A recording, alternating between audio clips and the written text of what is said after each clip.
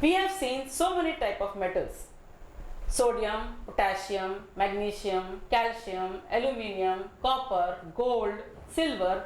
So many metals I have just stated. How do they react with oxygen? They must be reacting in some way or the other. All the metals have different reactivity with the oxygen. All cannot react in the same way. Now we will see one by one which metals react with oxygen very fast or which metals do not react with oxygen at all. Let's start with the chemical properties of metals.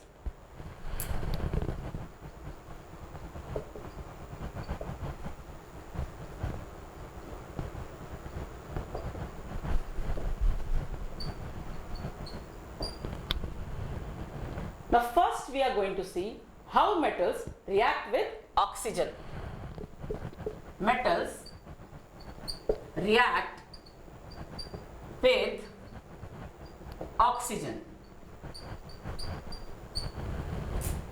I said there are some metals which react very fast. They are highly reactive metals. Which are they? There are two types of metals which are very reactive. They are sodium and potassium. If I take a sodium piece and leave it just like that, it will turn into flames. Now how does it happen? Potassium, if I take it and leave it on the flame just like that on the table, it will take to flames, because sodium and potassium are highly reactive elements. When they are left just like that, they will react with the oxygen of the air. Now oxygen is present all around us. This sodium will react with oxygen and form sodium oxide. Very fast reaction it takes place. Even the potassium, it reacts with oxygen and immediately reacts with it. It forms potassium oxide. So in general, if I say how metals react with oxygen, metals react with oxygen to form metal oxide. So that is called as a general reaction. Metal plus oxygen gives metal oxide. This is a general reaction. When we take an examples, then we will come to know how sodium, how potassium, how aluminium or iron reacts with oxygen. Let's start with sodium. Formula or symbol of sodium is Na. Sodium reacts with oxygen. It does not need any external energy. Immediately it will react with oxygen. It forms metal oxide, which is known as sodium oxide. Na2O. This is the formula of sodium oxide. Once we write a chemical reaction, it is incomplete if we do not balance it. Now how to balance? What is balancing? Balancing a chemical reaction means we are trying to make the total number of atoms on the left side equal to the total number of atoms on the right side of each element. We are satisfying the law of conservation of mass. In this case, here sodium has reacted with oxygen to form sodium oxide. Let's balance this reaction. Here sodium is one atom. Here sodium is having two atoms. So if I want to balance, I will write 2 in front of this symbol. While balancing, you have to remember one thing. While balancing, you cannot change the formula or the symbol. You cannot write Na2 here. This becomes wrong. This is not the formula of sodium. The symbol or formula of sodium is Na. So when we have to balance, we have to write only on the left hand side of the symbol. So I wrote 2 here. In this way, I have made this sodium 2. Here sodium was already 2. Now here oxygen was 2. Here oxygen is only 1. Now how to balance? I will again try a method which is called as hit and trial method, as I did here. To make here 2, I will again write 2 here. But in that process, I have made sodium how much? 2 into 2, that is 4. But earlier I made here 2. So there is something wrong here. What is wrong?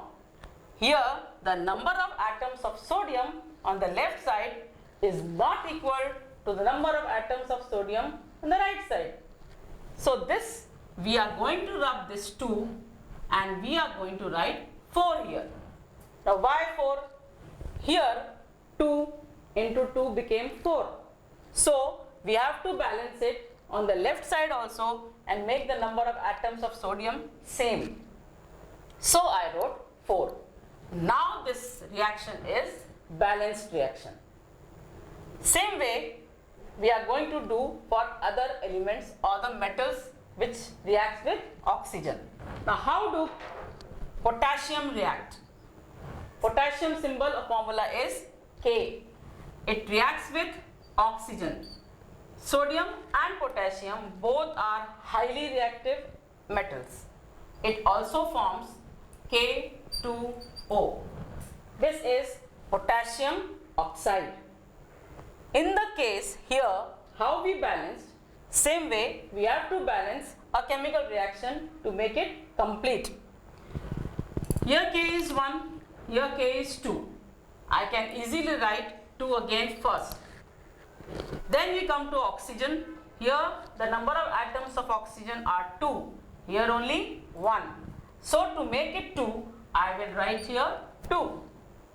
Now in this process of hit and trial method, I have made this K 2 into 2 4. So now I have to change this number here to 4. Now shall we check it? K here is 4. K here is 2 into 2, 4. Oxygen here is 2 and oxygen here is 2. Now let me remind you one thing. This 2, when it is written in front of a formula of a compound, this 2 stands for whole formula. That means 2 is for K also, 2 is for O also. And that is why we can balance this way. So now let us write it properly after balancing. 2K2O. Now this reaction is completely balanced. We saw how sodium and potassium reacted with oxygen. Most of the metal oxides which are formed are insoluble in water. But sodium oxide and potassium oxide are soluble in water and they are basic in nature. Therefore, they are also called as alkalis. I'll show you. Na2O. This is sodium oxide which was formed when sodium reacted with oxygen. Now this sodium oxide can be dissolved in water.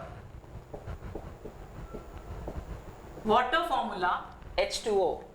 Now it forms a base called as sodium hydroxide, NaOH. Now what is NaOH? This is a strong base. Because sodium oxide is soluble in water and forms a base, these are also called as alkalis. Same example we can see in potassium oxide, K2O. This is potassium oxide which was formed when potassium reacted with oxygen. If we dissolve in water, it also forms a very strong base known as KOH or potassium hydroxide. These are called as alkalis because they are soluble in water. Now I have left these two reactions without balancing. They are not complete. You have to balance, as I told you last time. What is the reaction? Now same case, how we tried to react sodium and oxygen, we will see with magnesium. Symbol of magnesium is Mg. Now this magnesium reacts with oxygen when I give it external heat. So I can use a symbol triangle in above the arrow which symbolizes that heat is provided, or you can also write heat word.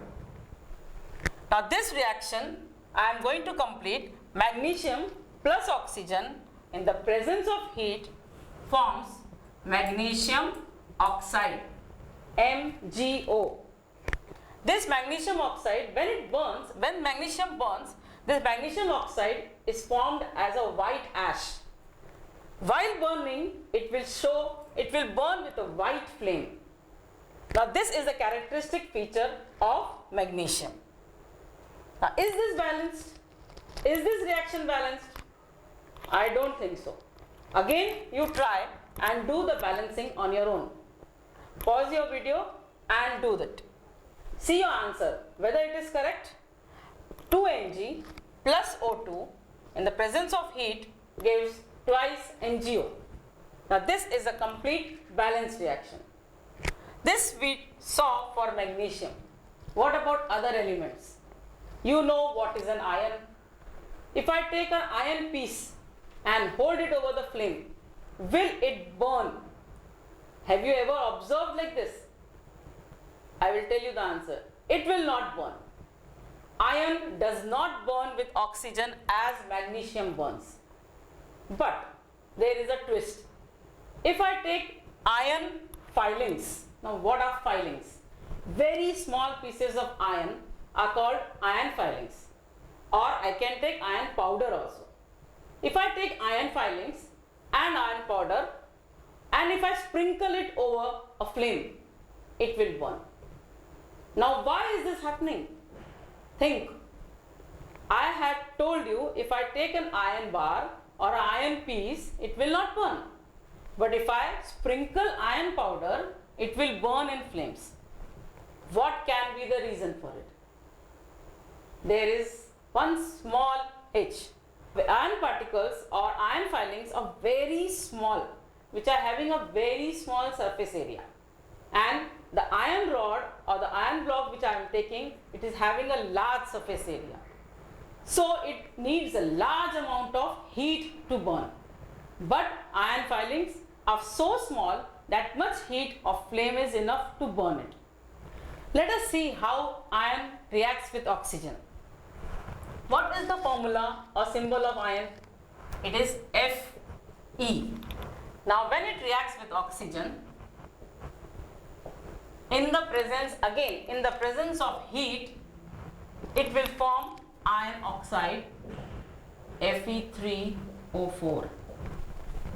Now, is it balanced? Again the same question arises. It is not balanced. Try to balance as I have taught you earlier. Pause and think and then balance it. See your answer whether it is correct or not. 3Fe plus 2O2 in the presence of heat forms Fe3O4. Now this is a balanced chemical equation. Now we have seen upon for sodium, potassium, magnesium, iron. Another metal which we see around us very commonly is copper. Copper does not burn with oxygen at all. But if I heat it, it will turn blackish in color.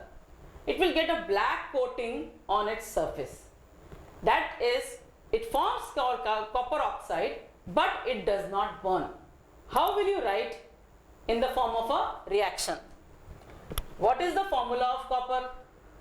Copper is Cu. Now it reacts with oxygen, but it does not burn. Mind it, it is not burning. It is only reacting. It reacts with oxygen, forming copper oxide, CuO. Now this CuO which is formed is turning the upper surface of the copper article black in color. How will you balance it? Again the same question. Pause and balance on your own. Now see your answer whether it is correct or not.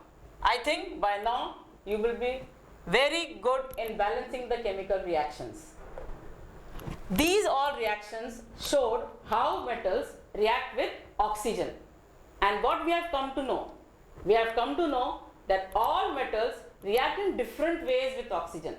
Though they are metals, though oxygen is same, but there is a different rate of reaction for different metals. We saw so many type of metals reacting with oxygen in different ways. Why it is different? Because all metals have different reactivity. We will see another metal, aluminium, how it reacts with oxygen. Now there is a special characteristic here.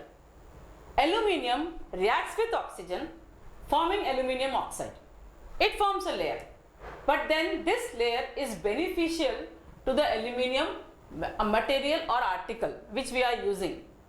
You must have seen shining cooker, pressure cooker, shining kadai at home. Why it is so shining? Because it is coated with aluminium oxide. Now this aluminium oxide, what is the specialty in this? This aluminium oxide, once it is formed, it doesn't allow further oxidation. That means the lower layer of aluminium is protected, and this is used as a beneficial factor for various materials to be made or various utensils which you are using in the kitchen. This process is called as anodizing. Now let's see what is anodizing. I said aluminium reacts with oxygen, forming a thick layer of aluminium oxide. How it can be benefited? What can be made useful from that? We are making use of it in a process known as anodizing. Where do we see anodized articles? We see in our kitchens also. Pressure cooker, kadai, all the other things which we are making use of aluminium, they are polished with aluminium oxide. Now this process, how it is happening?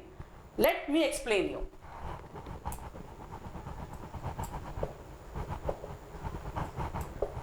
Now aluminium reacts with oxygen, forming aluminium oxide.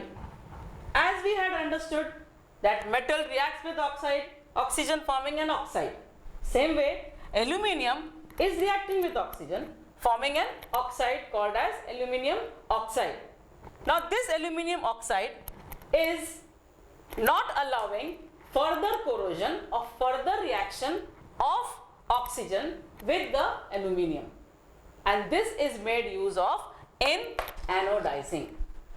The article which I want to anodize is made anode. Now, what is an anode and what is a cathode? Here I am talking about an electric circuit where we are going to make use of two poles or two rods, which is one is anode, one is cathode, and we are going to dip these two rods in an electrolyte which is sulfuric acid. So what is anodizing? We have to understand that. Let me explain you with a very easy example or easy diagram which you can understand. A tank is there. Okay, we have filled with an electrolyte. What is an electrolyte? Electrolyte is a solution through which the electric current is going to pass. This solution which we have taken is sulfuric acid. This is electrolyte. We are going to make use of two rods, and this is the electric circuit which we are going to attach. Now anodizing, one is cathode, one is anode. Cathode is a negative electrode and anode is a positive electrode. If I have an article of aluminium which I have to anodize, that means I have to put a layer of aluminium oxide. Then what will I do? I will take that article and replace this rod with that article which I want to anodize. That means I am putting the article at the anode, which is the positive electrode, and this anode will be the aluminium article on which I want to put aluminium oxide, and then regular electric circuit will be provided, will be attached, and electric current will be flowing. After some time, after the electric current starts flowing, after some time we will see the article which we wanted to have a coating of aluminum oxide have got a thick coating. That is anodizing. This is called as anodizing, and this is used for various purposes for wherever we are making use of aluminium. This anodizing, once it is done, it is covered with aluminium oxide, but it is blackish in color. So to give a very shiny surface, we will use some dyes to remove the impurities, and so it will convert into a shiny article of aluminium. This is about anodizing. Let me again make it clear. This is a tank which is containing an electrolyte sulfuric acid. This sulfuric acid electrolyte, what does it do? It will allow the electric current to flow through it. Then here is one rod which is a carbon rod, and this carbon rod is acting as a negative electrode, and negative electrode is also called as cathode.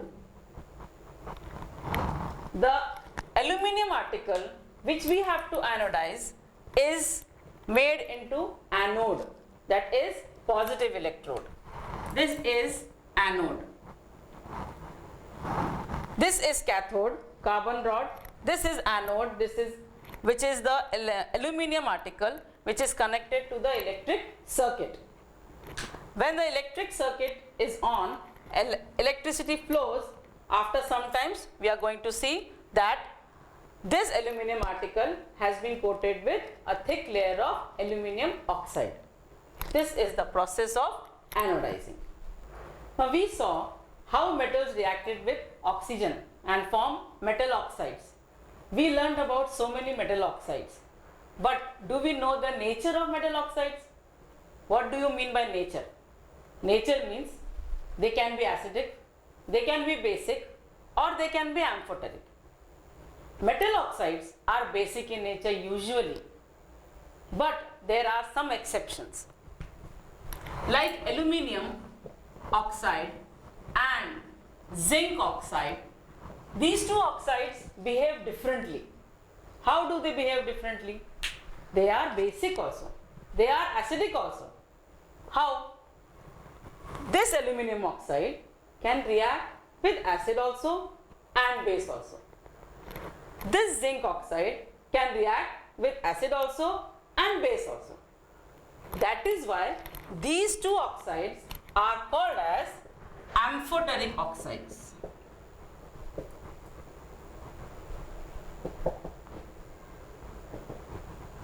There is generally a question asked every year. Give two examples of amphoteric oxides, or what are amphoteric oxides? So this is the answer, that some oxides or some metal oxides can react with acid also and base also. Such type of oxides are called as amphoteric oxides. Let us see how this react with acid also and base also.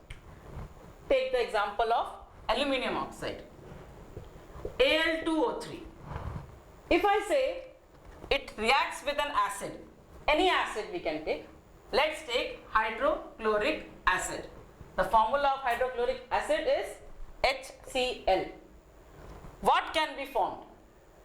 It will form aluminium chloride and water. Now what is the formula of aluminium chloride? AlCl3 plus water. Now here aluminum oxide has reacted with an acid, forming a salt and water. Same aluminum oxide can react with base also. Let me show you. Al2O3 plus NaOH. NaOH is a very good base. When it reacts with base, it forms again salt and water. Now which type of salt it will form? It will form a salt which is known as sodium aluminate, NaAlO2 plus H2O. What we have seen here? We have seen that this oxide, that aluminum oxide, can react with an acid also, can react with a base also. That is why it is called as amphoteric oxide. Again, the reaction has to be complete by balancing it. So try to balance on your own, take a pause and balance it. See whether your answer is correct. Al2O3 plus 6 HCl gives 2 AlCl3 plus 3 H2O. Now this is a balanced reaction. And what about with base? See your answer whether you have done correctly or not. This is a part of balancing. But mainly you have to understand that this oxide, aluminum oxide and zinc oxide, why they are called as amphoteric oxides. Last time we saw the reaction of metals with oxygen. Now let us move forward. Today we will see how the metals react with water. All the metals react in different way as we saw in the case of oxygen. Now let us start with the most reactive metal. I had mentioned there are two very reactive metals. What are they? Can you recollect it? Yeah, the sodium and potassium metals are very reactive metals. As they reacted very fast with oxygen, they react very vigorously with water also. Let's see what happens. Sodium reacts with water. Now here the sodium is so reactive that it can react with any form of water, whether it is cold water or hot water, whether it is ice or steam. It can react anyway, and it reacts violently, forming its hydroxide and a gas which is called as hydrogen. Now here in this case it will form NaOH plus H2.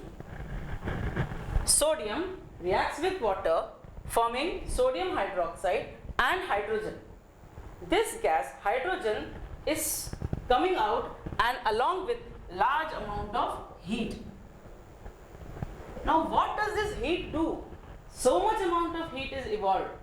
This heat is helpful in burning the hydrogen. This hydrogen starts burning, and that is why if I show you a reaction that sodium is reacting with water, it burns vigorously, producing flames, because this heat has burned hydrogen gas. Same way for potassium. Potassium also is a very highly reactive metal. When potassium reacts with water, it will also form its hydroxide in the same way as sodium hydroxide was formed. So in this case, potassium hydroxide is formed along with evolution of hydrogen, and large amount of heat is produced. Now this heat is enough to burn hydrogen again. This is how sodium and potassium, the highly reactive metals, react with water, producing a gas hydrogen which burns immediately. But is this the case with other metals? Let's take the next metal, which is calcium. The formula of calcium is Ca. Now if I react this calcium with water, what can happen? Will it burn like sodium and potassium? No, it will not burn. Then what is the reason? The reason is, as compared to sodium and potassium, calcium is not so reactive. It will produce its hydroxide, it will produce hydrogen, but it may not produce so much heat that will burn hydrogen. The products are same. Just let's see. Here how hydroxide is formed, here also calcium hydroxide will be formed. The formula is CaOH twice plus hydrogen.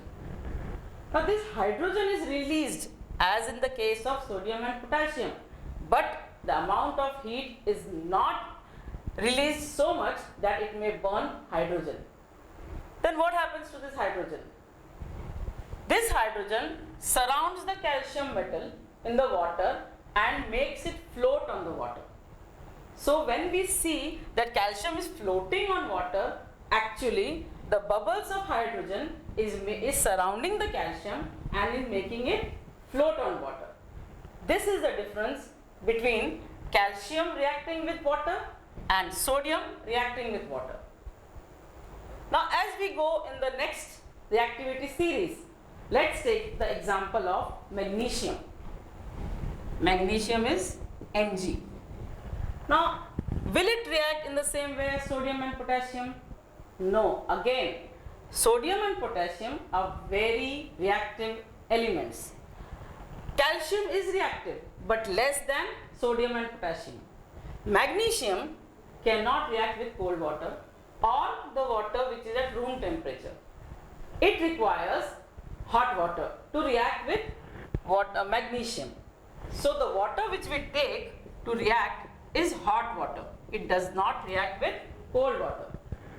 What will be the products form? Again, compare it. The products form will be hydroxide only. The magnesium hydroxide and hydrogen. Now what is this hydrogen? Will it burn in the case as it burned in sodium and potassium? No, it will not burn.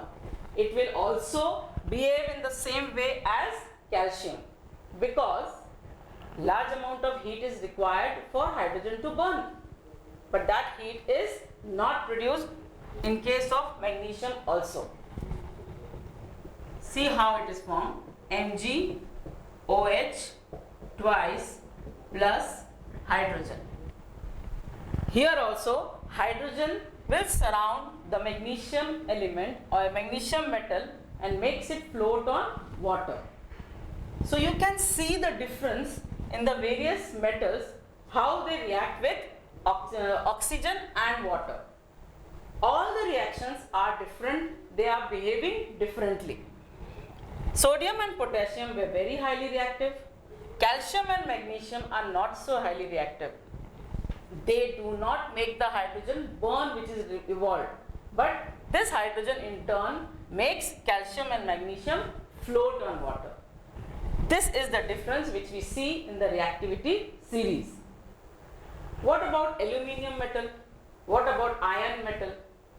These metals do not react with cold water also and hot water also. Then will they react or not? Yes, they can react with the water in the form of steam. Now what is steam? Steam is the vapor form of water and with a very high temperature. So when I consider aluminium and iron, it will not react with cold water or hot water, but it will react with steam. Now it will form its oxide and hydrogen. Now let us see how aluminium reacts with water. It does not react with cold water or hot water. It requires steam. Now let us see how the reaction will go. Aluminium plus water gives aluminium oxide plus H2. Here directly hydroxide is not formed because it is not so reactive. It will form its oxide form along with the evolution of hydrogen. Same way with iron. Now can you write the reaction of iron and water which is in the form of steam on your own? You try and we'll take a pause. Now see, when iron reacts with water which is in the form of steam, it forms its oxide and hydrogen. See all the reactivity series how I have written. Potassium, sodium, potassium, calcium, magnesium, aluminium, iron.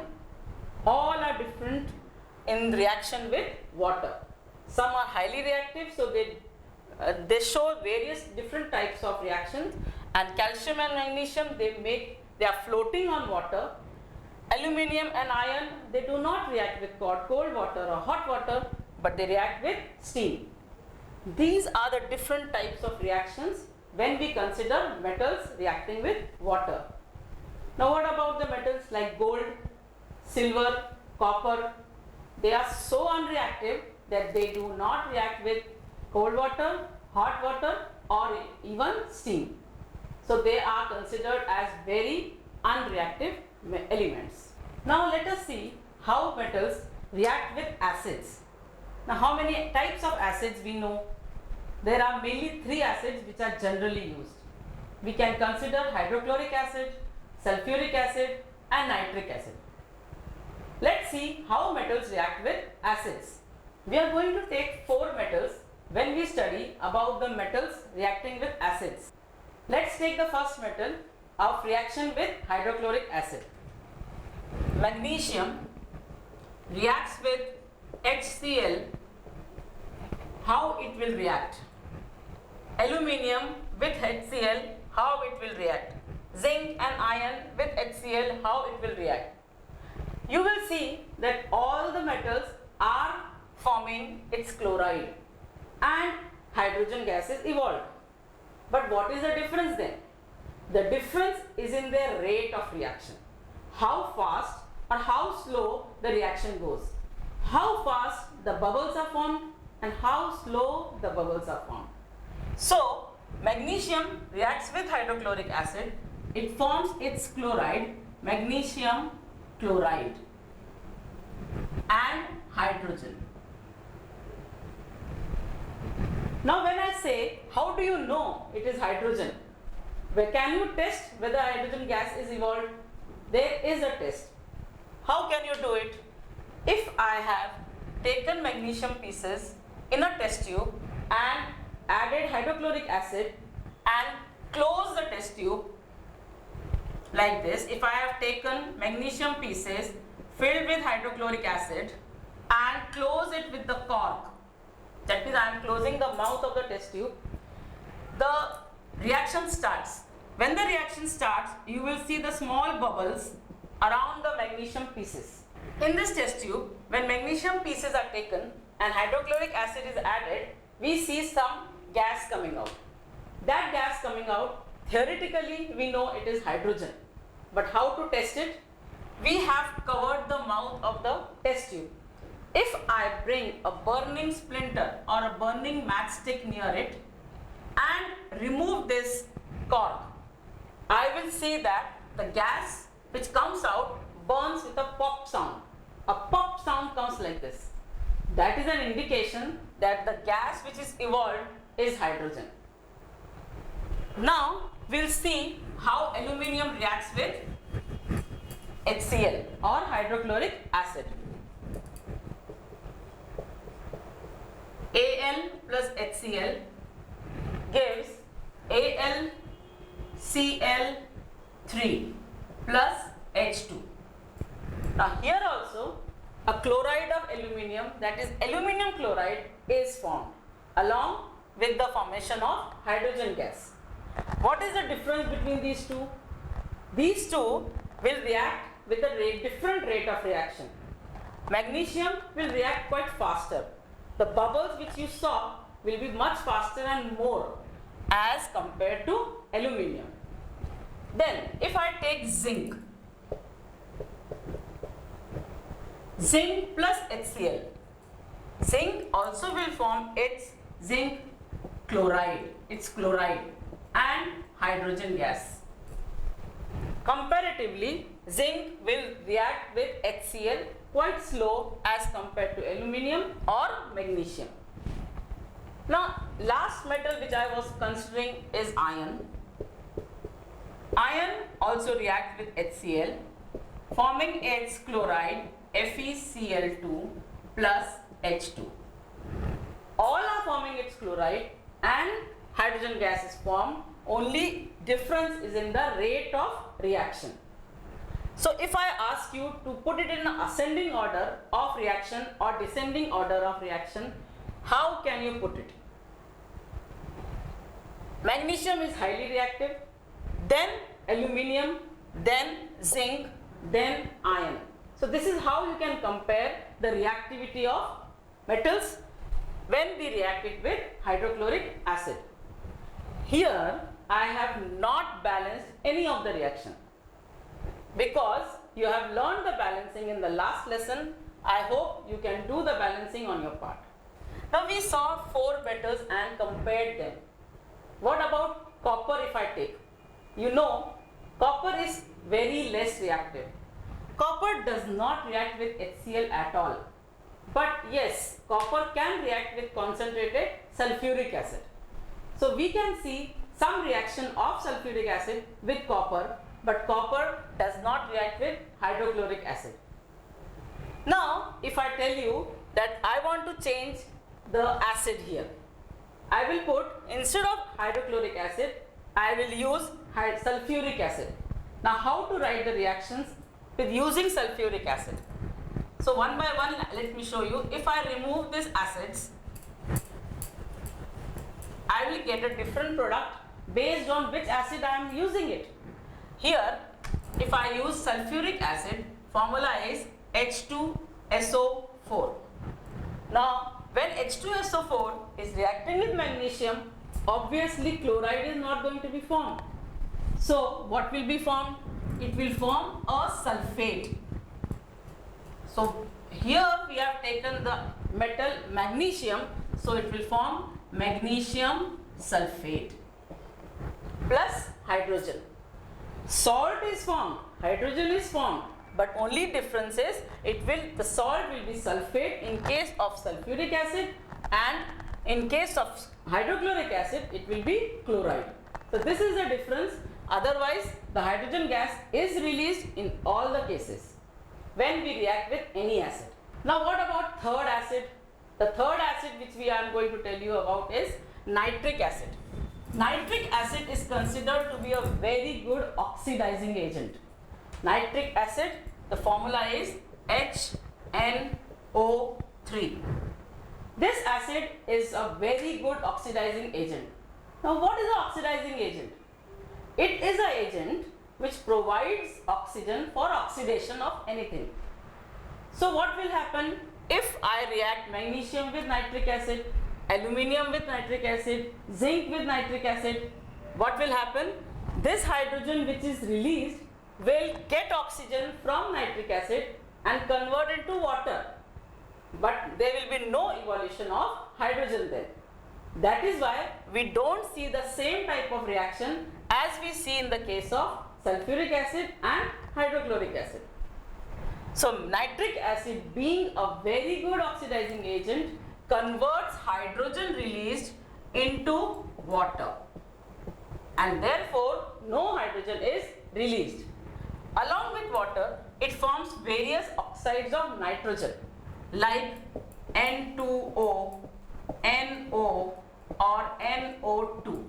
There are various types of oxides of nitrogen which can be formed, and depends on the type of metal which we are using. Nitric acid will convert hydrogen to water and will form any one of the oxides of nitrogen. But again there are two exceptions. The exceptions are magnesium and manganese. Magnesium to some extent reacts with nitric acid, and manganese also reacts with nitric acid, producing little amount of hydrogen. This is an exception with nitric acid. So exceptions are magnesium and manganese, Mg and Mn. These two metals react to some extent with nitric acid, but other metals are not able to react with nitric acid as it is a very good oxidizing agent. Now next we can consider that how metals react with other metal salt solutions. What does that mean?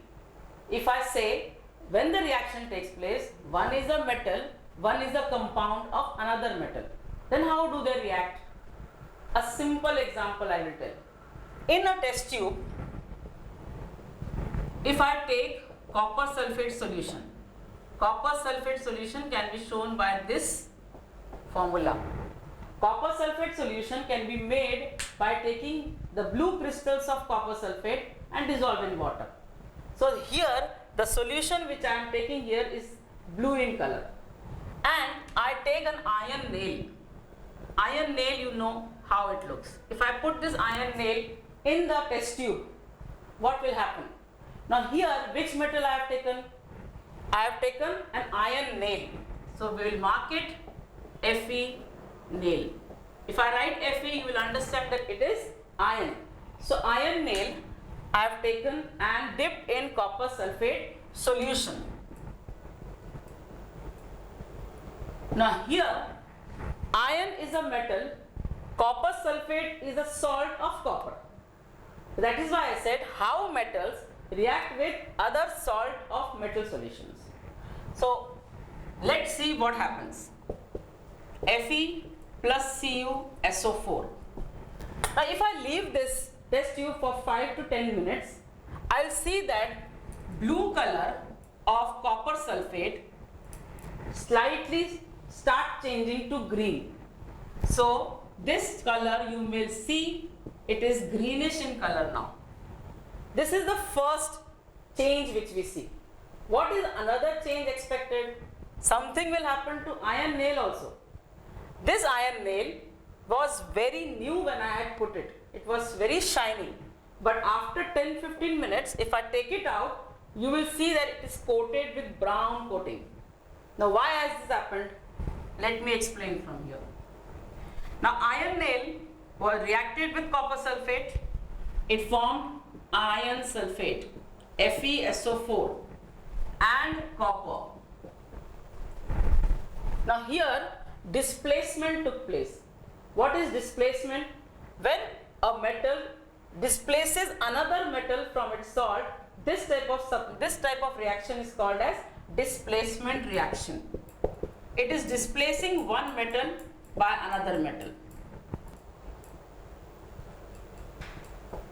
Now what are the different changes which we saw?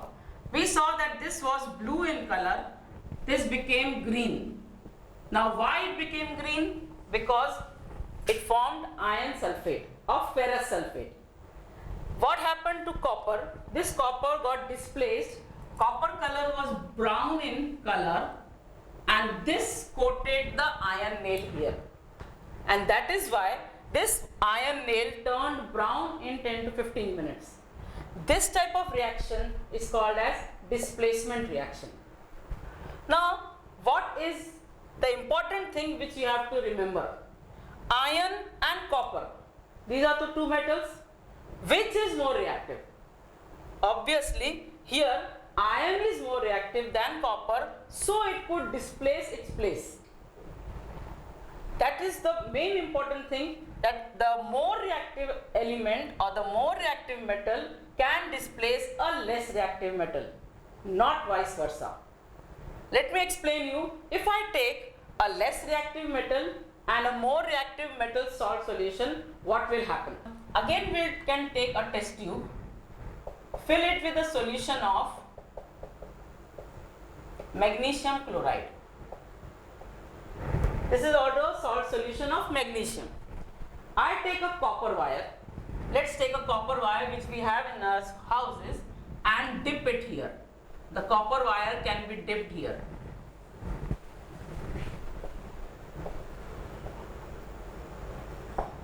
Now you will say that one is a metal salt solution, and this will displace this. That means the copper will displace magnesium and the reaction will take place. But no, you will see that no reaction takes place, no change in color, no deposit on copper wire, nothing has changed. Why? Because when I'll show you with the reaction, this was what we took. Copper is very less reactive as compared to magnesium. So according to displacement reaction, a more reactive metal can displace a less reactive metal. But in this case, what has happened? Here copper is less reactive than magnesium, so no displacement takes place and no reaction occurs. That means no change in color will be seen. We can say that this displacement reaction is not taking place. Till now we saw how metals reacted with oxygen, water and other salt solutions. Now we'll see how metals react with non-metals. Now this is something different because till now we were seeing only metal reactions. Now what are non-metals? We have seen earlier in the lesson. When I say that how metals react with non-metals, simple example is of salt, a common salt, which is generally we use in our cooking, a table salt. What is the formula of that? The formula of this salt is NaCl, that is sodium chloride. Now it is made from sodium, that is metal, and chlorine, that is non-metal. So that is why this is how we are going to see how a metal reacts with a non-metal. But sodium, if I consider, it is a very highly reactive metal, and chlorine, it is considered as a poisonous gas.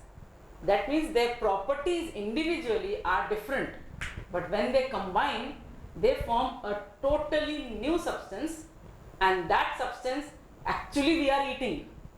So how is it formed? In this part of the chapter, we are going to see how the sodium chloride is formed. But before that, we have to understand what is electronic configuration of sodium and chlorine. Now what is electronic configuration? We all know this sodium atom will have some electrons in their orbits. So how to know how many number of electrons are there? First of all, for that, we have to know what is the atomic number of sodium. The atomic number of sodium is 11. This 11 number shows that number of protons are 11 and number of electrons are 11 in a sodium atom. What is the atomic number of chlorine? Chlorine atomic number is 17. Now what does it show? It says that 17 electrons are present in chlorine and 17 protons are present in chlorine. Now we will consider how sodium and chlorine will react. For that, what is the electronic configuration of sodium? Now as you know, the atom sodium will have the orbits around it in which electrons are moving. Now here 11 electrons are there or 11 protons are there. So when I say electrons, it will be moving in the orbits. These are also called shells, and they are given the names K shell, L shell, M shell, and so on. Now according to the rules, the first orbit or the first shell can have 2 electrons maximum. That means when 2 electrons are filled up, it is called a duplet. So I will show you for sodium. Now sodium, if I show 1 and 2, that means the first shell K has 2 electrons. So I can show the electronic configuration as 2. Then the second shell will have 8 electrons and the last shell will have 1 electron. According to the rules, the first one can have 2, second one can have 8, third one can have 18. It is all depending on the number of shells present and what is the electronic number. Now here the electronic number is only 11. So we have to divide according to the number. First shell maximum I can put 2, then 8, then what I am left with? 2 plus 8 is 10. To make it 11, it has to go in the third orbit. So in the diagram, I will show you how it is. Second shell L, we have to put 8 electrons. So 1, 2, 3, 4, 5, 6, 7, 8. So second shell L is complete. Here, according to the electronic configuration, the third shell will have only 1 electron. So here I can show 1 electron. This is the structure of sodium atom, where I can see the electrons in the shells. Now inside the shell, in the nucleus of the atom, there are 11 protons, because this 11 number shows number of electrons as well as number of protons. In an atom, number of electrons are equal to number of protons. So this is the structure of sodium atom. Now I will show you what is the structure of chlorine, so that you understand better how the transfer of electrons are going to take place. Now chlorine has the atomic number 17. So according to the rules, if we place the electrons, electronic configuration of chlorine will be 2, 8 and third shell, how many electrons will come in that now? Just add 2 plus 8 is 10 and 17 minus 10 is 7. So the last orbit will contain 7 electrons. How to show that? Let me show you with the same diagram as in sodium. Let's make a chlorine atom. Right? Now this is the first shell, this is the second shell, this is the third shell. K, L, M. I am drawing only 3 shells. Why? Because we have seen that electronic configuration, we have only 3 shells. So while diagram is made, we will make 3 shells. Now in the first shell, 2 electrons are there. So we will show 2 electrons like this. Now why I am showing one minus sign? Because electrons are negatively charged particles. Then come to the second shell. How many electrons are there? There are 8. So 1, 2, 3, 4, 5, 6, 7, 8. So second electron is full. Come to the third one. There are 7 electrons. So we'll draw 1, 2, 3, 4, 5, 6, 7. Now this is the structure of chlorine atom. Now when sodium and chlorine reacts with each other, what will happen? Some reaction has to take place. But that reaction in the terms of electron, what's happening? Here 2, 8, 1. So when I say that if this 1 is removed, what will happen? The L shell will have 8 electrons. That means the last orbit will be complete. And so this sodium has the ability to give out 1 electron so that it can get 2, 8 stable configuration. But whom to give? Where will the sodium give this electron to? Now we are going to react sodium with chlorine. In chlorine, the last orbit has 7 electrons. That means it is short of 1 electron. Now if it gets 1 from somewhere, 1 electron from somewhere, it will complete the last orbit and it will also become stable. So that's why when sodium and chlorine reacts with each other, one of this electron is transferred to chlorine.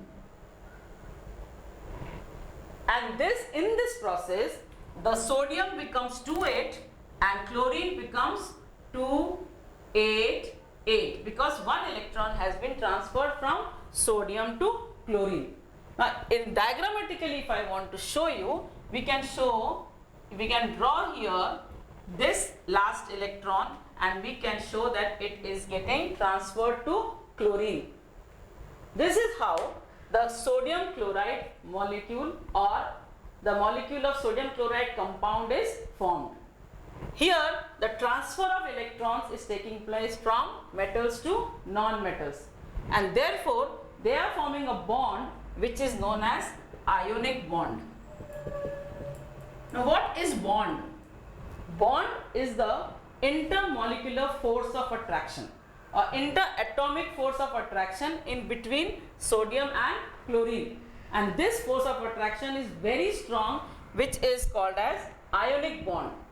Another name for ionic bond is electrovalent bond.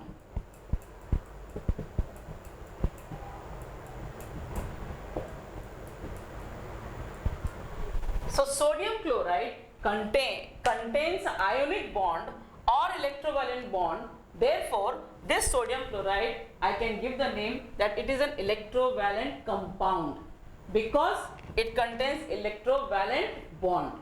So this is the formula. This is the way electron transfer takes place from sodium to chlorine. Now we saw the formation of sodium chloride. Can you try the formation of magnesium chloride?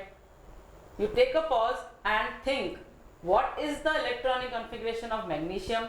what is the electronic configuration of chlorine and how the transfer of electrons will take from magnesium to chlorine. But mind it, here one atom of magnesium and two atoms of chlorine are there. So you have to think and then do. Magnesium atomic number 12, chlorine atomic number 17. Now what will be the electronic configuration of 12, that is magnesium? It will be first 2, then 8, 8 plus 2, 10, and then last orbit will have 2 electrons. So this is the electronic configuration of magnesium. Chlorine, as we saw in the last example, has the electronic configuration 2, 8 and 7. Now here it's very easy to understand that magnesium, to gain an stable configuration, it has to give out this 2, which is 2 electrons, which is in the last orbit. Then here chlorine, we are here considering one atom of chlorine. So it will need only 1. But what is the formula of magnesium chloride? Magnesium chloride formula is MgCl2. That means, in simpler terms I will show you, magnesium is reacting with 2 chlorine atoms. So magnesium has 2 electrons. What it will do? It will give out 1 electron to this chlorine and 1 electron to this chlorine. In symbolizing, if I show a symbol of 2 electrons here and 7 electrons here, 1, 2, 3, 4, 5, 6, 7. Okay, here 1, 2, 3, 4, 5, 6, 7. What I am showing? I am showing the number of electrons present in the last orbit to make you understand much easier. Here magnesium has last orbit only 2 electrons. So I drew 2 dots to show the electrons. Chlorine has last orbit having 7 electrons and there are 2 chlorine atoms. So each chlorine atom I am showing with 7 electrons. 1, 2, 3, 4, 5, 6, 7 for this chlorine. 1, 2, 3, 4, 5, 6, 7 for this chlorine. Now when the reaction takes place, magnesium and chlorine reaction, one of the electron will be transferred to one of the chlorine and the other electron will be transferred to other chlorine. This is how the reaction takes place. If I draw the electronic configuration and the magnesium atom structure and chlorine atom structure, how will I show you? Now magnesium, as you see, 2, 8, 2. So first, second and third orbit I am making, or shell, because there are 3 shells which I can see. It is K, L, M. Now this we are drawing magnesium atom. What's happening? 2 electrons are there in the last orbit, first orbit, so I'll draw 1 and 2. Second orbit has 8. So 1, 2, 3, 4, 5, 6, 7, 8. Last orbit has 2 electrons. Now where should I draw for my convenience? If I draw on this side, it is easier to show how it is getting transferred. If I draw here, then I have to draw the arrow which will be crooked. So let's make 2 electrons in the last orbit on one side only for our convenience. Now this magnesium atom is reacting with 2 chlorines. So I can show same diagram for chlorine 2 times here. So we'll draw first chlorine with 3 orbits, second chlorine with 3 orbits or 3 shells. Again I'll write K shell, L shell, M shell. K, L, M. According to the electronic configuration which we can see, first orbit has 2 electrons. So I can draw 2 electrons like this. Second has 8. So 1, 2, 3, 4, 5, 6, 7, 8. Last orbit has 7 electrons. So I draw 1, 2, 3, 4, 5, 6, 7. Same way for chlorine. Here, second chlorine. 2 electrons in the first orbit, 8 electrons in the second orbit, and 7 electrons in the last orbit. 4, 5, 6, 7. This is how we have to draw first. Now to show the transfer of electrons, what is happening? The magnesium has 2 electrons in the last orbit, which if it gives out, it will take a stable configuration of 2,8. So how it is going to give out?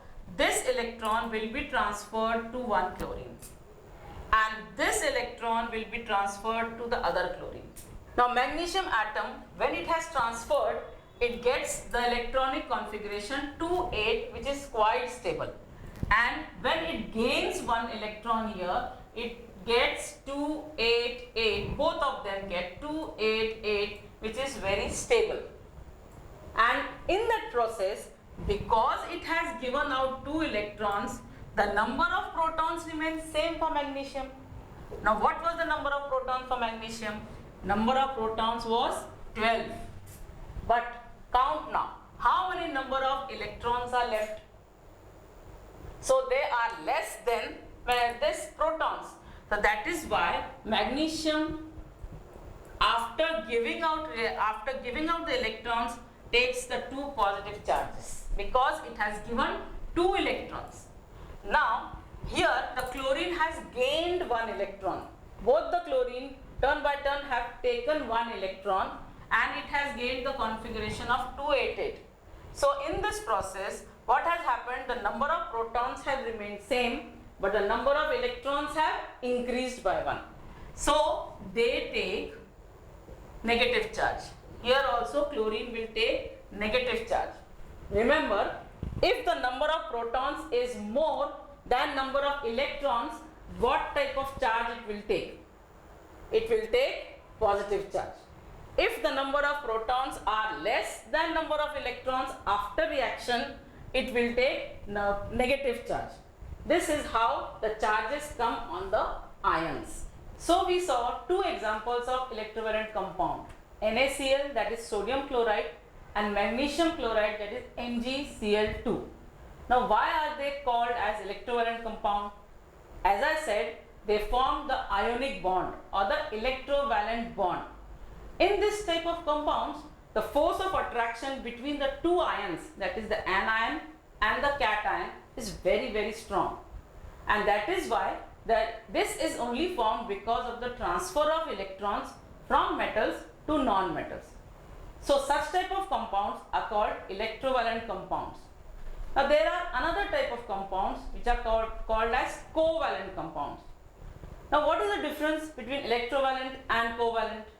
In electrovalent compound, we transfer the electrons, but in covalent compound, there is a sharing of electrons. No transfer of electrons takes place. When I show E minus, that means it is an electron. In covalent compounds, no transfer of electron takes place from metals to non-metals. But instead, what it happens, here sharing of electrons take place. That is why it is called as covalent compound. This we are going to learn in next chapter in detail.